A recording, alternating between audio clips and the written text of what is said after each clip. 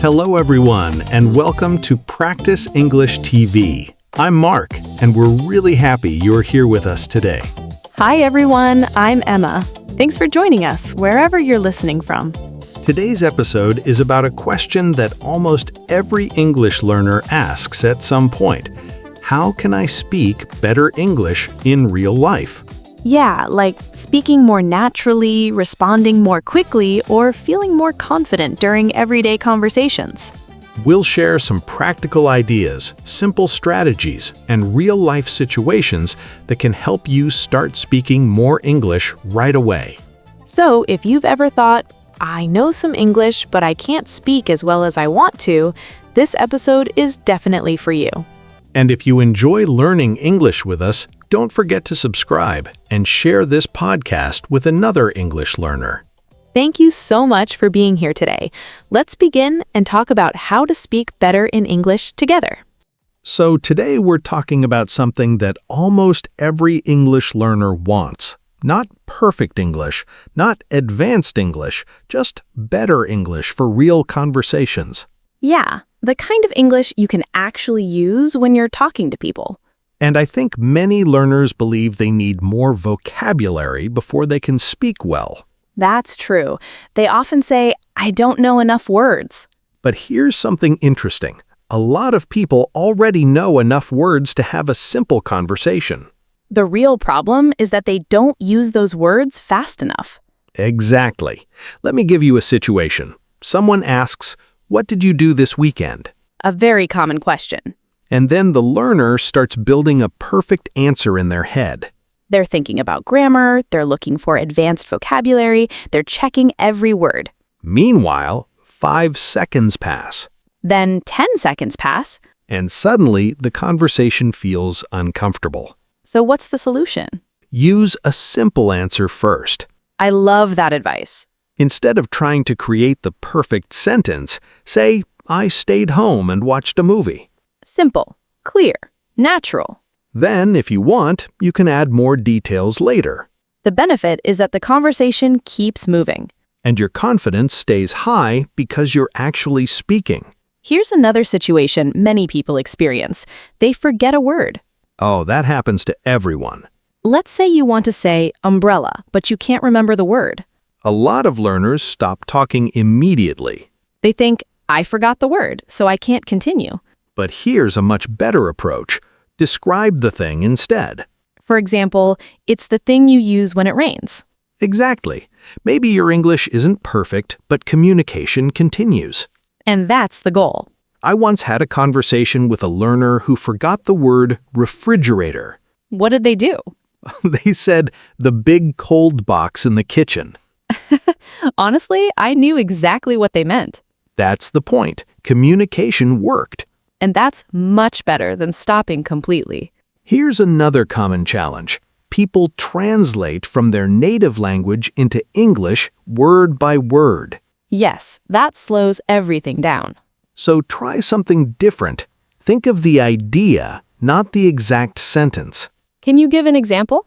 Sure. Instead of trying to translate a complicated thought, ask yourself, what's the simplest way to say this in English? That immediately reduces pressure. Let's imagine you want to say, I was extremely exhausted because I had many responsibilities at work. That's a long sentence. You can simply say, I was very tired. Work was busy. Same message, much easier. And when you speak more simply, you speak more smoothly. That's something many learners don't realize. Speaking better English often starts with making English easier, not harder. And the nice thing is that you can practice all of these ideas today.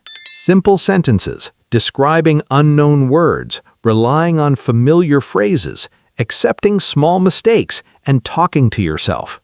They're small changes, but they can make a huge difference in real conversations. And once those habits start becoming natural, speaking English feels much less stressful. You know what's interesting? Most people think better English comes from learning more and more grammar. But when you listen to real conversations, people aren't thinking about grammar rules every second. Exactly. They're focused on communicating. And that's where a lot of learners get stuck. They know the rules, but they don't know how to use them comfortably. Here's a situation that happens all the time. Someone asks you a question, and you know the answer, but your response comes out very slowly. I've heard learners say, I can answer, but it takes me too long. The solution is surprisingly simple. Stop trying to create new sentences every time. Instead, use ready-to-use phrases. Exactly. Think about how often native speakers repeat the same expressions. A lot, actually. For example, if someone asks, "How was your day?" You don't need to invent a completely new answer. You can use phrases like, "It was pretty good," "It was busy," "Not bad," "I'm a little tired today." Those phrases come out much faster because you've used them before. The benefit is that your brain spends less energy creating language and more energy communicating. Here's another situation. A learner says, I'm afraid of making mistakes. That's probably one of the biggest fears. So what should they do? Give yourself permission to make small mistakes. That sounds simple, but it's powerful. Let's say you say, "Yesterday I go to the store." Not perfect grammar. But people still understand you. Communication happened. Now compare that to saying nothing because you're afraid of being wrong. The second option doesn't help your speaking at all. I remember talking to an English learner who spoke very little during conversations. Because they were nervous? Exactly. They wanted every sentence to be perfect. That sounds exhausting. One day, they made a decision. Instead of focusing on perfect English, they focused on participating. What happened? They started speaking more. Their mistakes increased a little at first, Which is normal. but after a few months, their confidence grew dramatically because they had real speaking experience. That's such an important lesson. Here's another challenge. Many learners don't have anyone to practice with every day. I've heard that many times. The solution? Talk to yourself. Some people laugh when they hear that, They do. but it actually works. Let's imagine you're making coffee in the morning. Okay, You can say, "I'm making coffee. It's a little hot today. I need to start work soon." simple daily sentences. No pressure, no audience, no fear. And you're training your brain to produce English automatically. Exactly. Here's another easy idea. Describe what you see around you. I love that exercise. You're sitting in your room, you look around and say, there's a window. My phone is on the desk. The room is quiet. Again, very simple. But you're practicing speaking in real time. And that's the key. Speaking is a skill, You improve it by speaking. not by waiting until your English becomes perfect. The more often you use English, even in small ways, the more natural it starts to feel. So far, we've talked about using simple sentences, describing unknown words, relying on familiar phrases, accepting small mistakes, and talking to yourself. And the great thing is that every one of those strategies can be practiced today. No special course, no expensive tools. Just small actions that help you speak a little more English every day. And those small actions add up much faster than most people expect. I was thinking about this the other day. A lot of learners ask, what vocabulary should I learn to speak better English? That's a great question, and honestly, many people are surprised by the answer. Because the answer isn't always learn more words. Exactly. Sometimes it's use the words you already know more often. Think about this. Many learners know hundreds or even thousands of English words. But during a conversation, they only use a small percentage of them. So today, let's focus on the kind of vocabulary that helps conversations move naturally. The first group is what I call connection phrases. These are small expressions that give you time to think. For example, let me think. Or, that's a good question. Another useful one is, I'm not sure, but... These phrases are powerful because they keep the conversation alive while your brain prepares the next sentence. Let's imagine someone asks, what's your favorite place to visit? Instead of freezing, you can say, that's a good question. Let me think. Now you have a few extra seconds. And those few seconds can make speaking feel much easier. Another group of vocabulary is everyday opinion phrases. These appear in conversations all the time. For example, I think. In my opinion, I feel like. and for me. You don't need advanced language to share an opinion. Let's say someone asks if you like working from home. You can simply say, I think it's convenient. Or, for me, it's easier. Short, natural, useful. Here's another category that many learners overlook. Conversation fillers. Conversation fillers. Words like, well, Actually, maybe. or it depends. Native speakers use these all the time Not because they don't know English. because they need a moment to organize their thoughts. Let's imagine a friend asks, do you want to travel abroad next year? You could answer, well, maybe. It depends on my schedule. That sounds natural and relaxed. Here's a small story. I'd like to hear this one. I once met a learner who was always searching for difficult vocabulary. A lot of people do that. They wanted to sound advanced all the time. And did it help? Not really. Their conversations were slow because they spent too much time looking for complicated words. I've seen that happen. Then they started using simple phrases more often. What changed? Their conversations became smoother almost immediately. Because fluency often comes from familiar language. Exactly. Here's another useful group of expressions. Reaction phrases. These help conversations feel more natural. Things like, really? That's interesting. That makes sense. Or, I know what you mean. Let's imagine someone says, I had to work all weekend. You can respond, oh, really? Or, that sounds tiring. Now the conversation feels more connected. And that's important because speaking isn't just about answering questions. It's also about reacting to other people. One final category is everyday action language. Words you use constantly. Things like go, get, make, take, need, and want. They're simple words, but they appear everywhere. Many learners underestimate them because they're basic. But mastering common words often helps more than memorizing rare words. So if you want better English conversations, focus on language you can use every day. Connection phrases, opinion phrases, fillers, reaction phrases, and common action words. They're practical, flexible, and easy to apply immediately. And the more often you use them, the more natural your English starts to sound. Because speaking better English isn't always about knowing more. Sometimes it's about using what you already know in a smarter way. Here's something that a lot of people experience. They understand English better than they speak it. That's very common. Someone can watch videos, listen to podcasts, and understand quite a bit, but when it's time to speak, they suddenly feel stuck. And usually the reason isn't vocabulary. Right, the reason is often a lack of speaking habits. So let's imagine a real situation.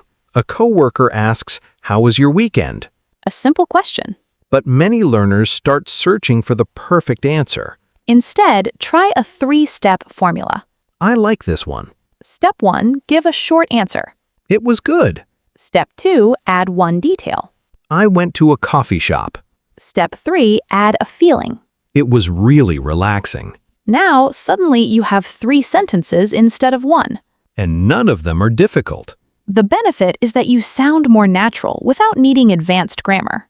Let's try another situation. You're meeting someone new. They ask, "What do you do?"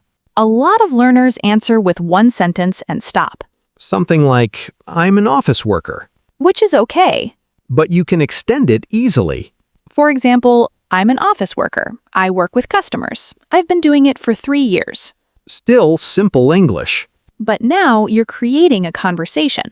Here's another practical technique. Stop trying to speak fast. That's a big one. Many learners think fluent means fast. But fluent often means clear, Exactly. Native speakers slow down all the time. especially when they're explaining something. So if you speak slowly but clearly, that's perfectly fine. Actually, it's usually better than speaking quickly and feeling stressed. Let's imagine you're ordering food. Okay, Instead of rushing, say, "I'd like a chicken sandwich, please." Pause, then continue. and a bottle of water. Simple and comfortable. Here's a funny mistake many learners make.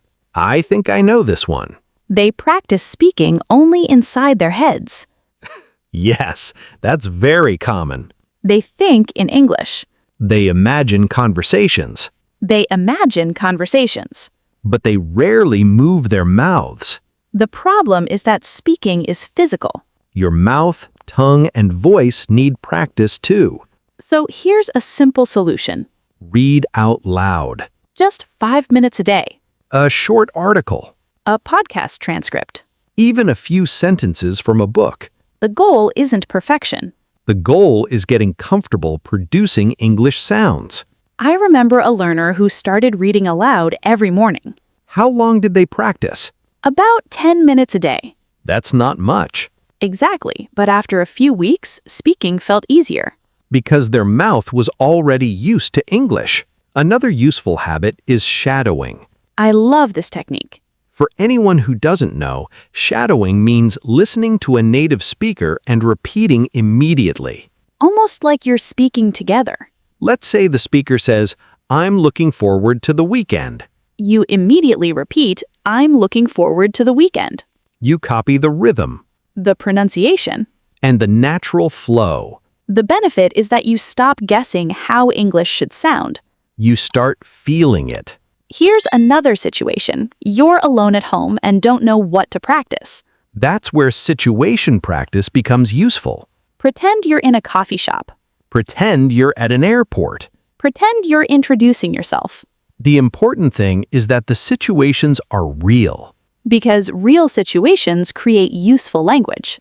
Instead of memorizing random vocabulary, you're practicing language you'll actually use. And that's why it tends to stay in your memory longer. So today, we've looked at several practical tools. The 3-step answer formula, The speaking clearly instead of quickly, the reading aloud, the shadowing. and practicing real-life situations.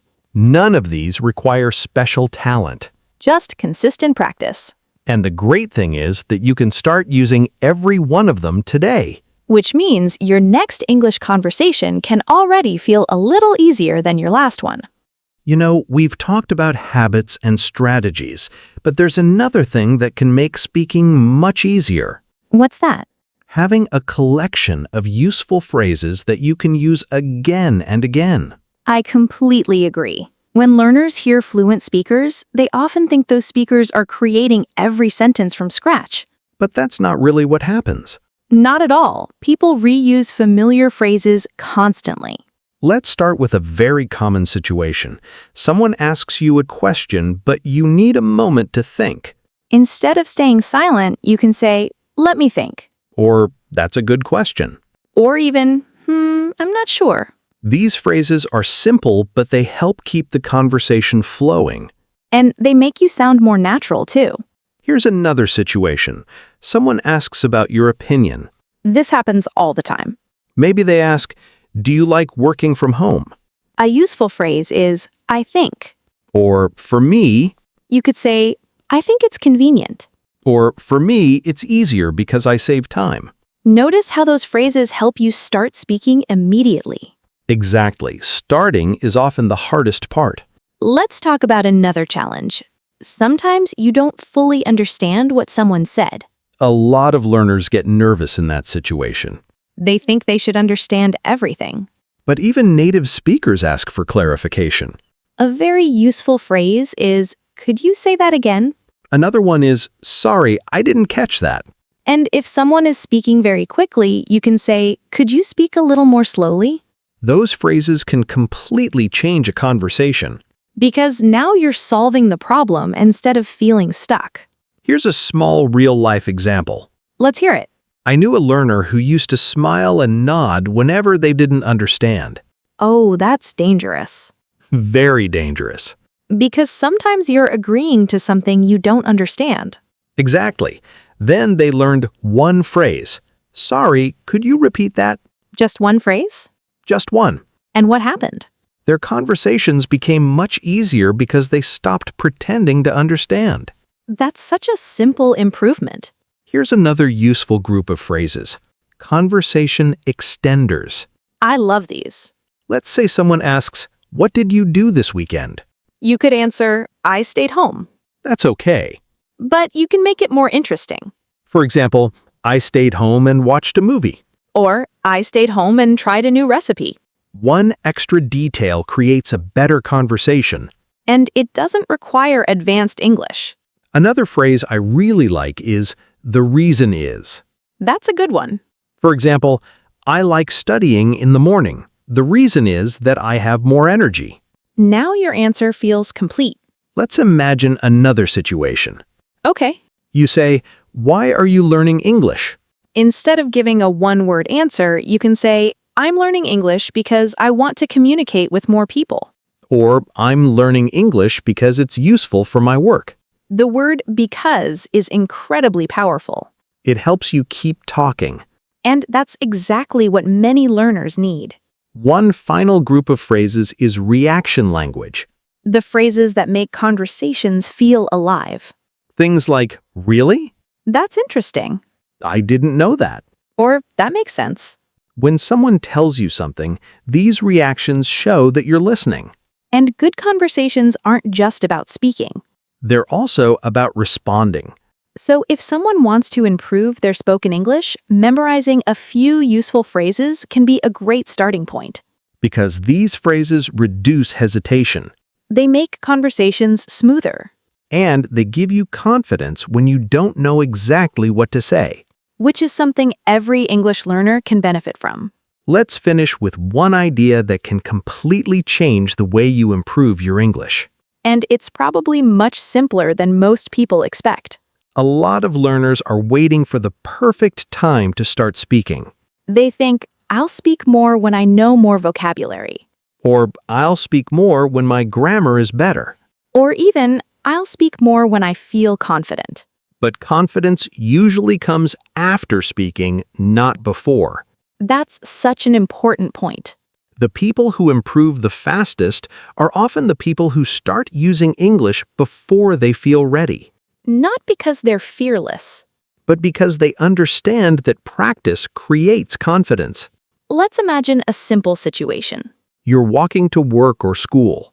Instead of listening to music for a few minutes, you start describing your day in English.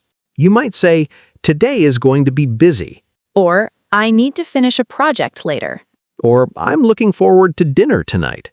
They're simple sentences, but they create daily speaking practice. And that's what really matters. Consistency. Here's another situation. You watch an English video and hear a useful phrase. Instead of just understanding it, try using it immediately. Say it out loud. Create your own example.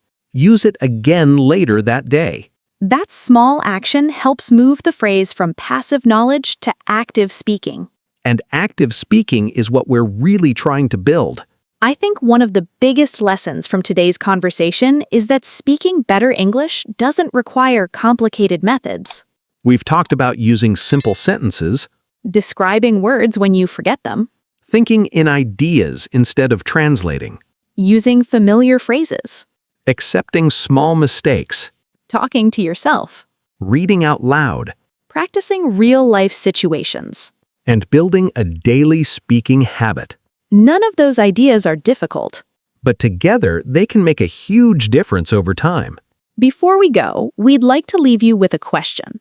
What's one thing you can start doing today to improve your spoken English?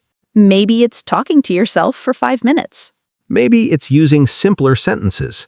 Or maybe it's finally giving yourself permission to make mistakes and keep talking. There's no perfect answer. The important thing is to take one small action and stay consistent. And if you'd like, you can write your answers in English in the comments. That's a great way to practice and connect with other learners. We'd love to hear your thoughts and experiences. And you might even inspire another learner who's on the same journey. Thank you so much for spending this time with us today. We hope you learned a few practical ideas that you can start using right away. Remember, better English doesn't come from being perfect. It comes from using English a little more every day. Keep practicing. Keep speaking. And most importantly, keep moving forward. Thanks for listening, and we'll see you in the next episode.